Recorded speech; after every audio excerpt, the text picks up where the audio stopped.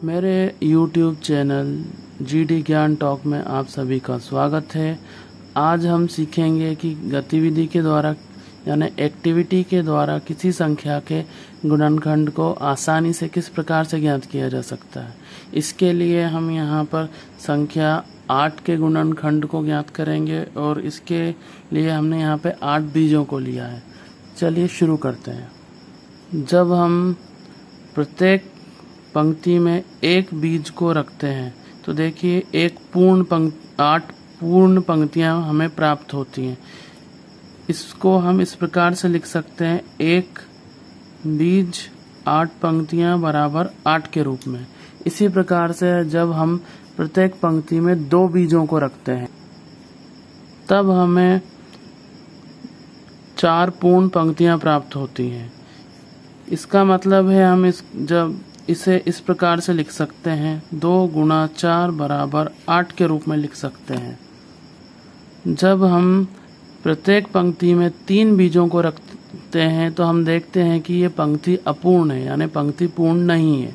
तो हम ये कह सकते हैं कि अतः 3 जो है 8 का एक फैक्टर यानी गुणनखंड नहीं। जब हम प्रत्येक पंक्ति में 4 बीजों को रखते हैं तो हम देखते हैं कि हमें 2 पूर्ण पंक्तियां प्राप्त हुई हैं, जिन्हें हम इस प्रकार से लिख सकते हैं, 4 बीज 2 पंक्तियां बराबर 8, यानी कि 4 जो है एक गुणनखंड है 8 का। 5 बीजों को रखते हैं तो हम देखते हैं कि पंक्ति अपूर्ण है, यानी कि रो जो है इनकम्प्लीट है। इससे हमें पता लगता है कि 5 जो है एक गुणनखंड नहीं है 8 का।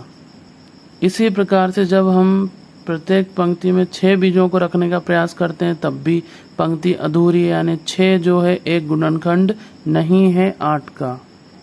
दोस्तों, जब हम 7 बीजों को रखते हैं तो हम देखते हैं कि प्रत्येक पंक्ति में 7 बीजों को रखने पर भी पंक्ति अपूर्ण है। 2 कंप्लीट पंक्तियां हमें प्राप्त नहीं होती हैं, एक पंक्ति में केवल एक ही बीज है। इसके आधार पे हम बोल सकते हैं कि 7 जो है वो एक गुणनखंड यानी फैक्टर नहीं है 8 का। जब हम प्रत्येक पंक्ति में 8 बीजों को रखते हैं तो हमें एक कंप्लीट यानी पूर्ण पंक्ति प्राप्त होती है, जिसके आधार पे हम बोल सकते हैं कि 8 एक फैक्टर यानी गुणनखंड है 8 का, जिसे हम 8 गुणा 1 बराबर 8 के रूप में लिख सकते हैं। इस प्रकार दोस्तों हमें 8 के गुणनखंड जो प्राप्त होते हैं वो हैं 1, 2, 4 और 8, जबकि जो पूर्ण पंक्ति 8 बीजों से नहीं बनी थी यानी कि 3, 5, 6 और 7 वो गुणनखंड यानी फैक्टर्स नहीं हैं 8 के। इसी प्रकार हम किसी भी संख्या के फैक्टर्स को आसानी से ज्ञात करते हैं। चलिए एक उदाहरण द्वारा इसे और समझते हैं।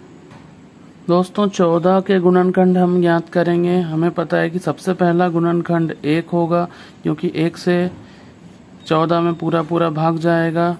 2 सत्ते 14, 2 से भी भाग जाएगा, इसलिए 2 होगा। इसके बाद 7 होगा 14 का एक गुणनखंड, और 14 खुद भी अपना गुणनखंड होगा।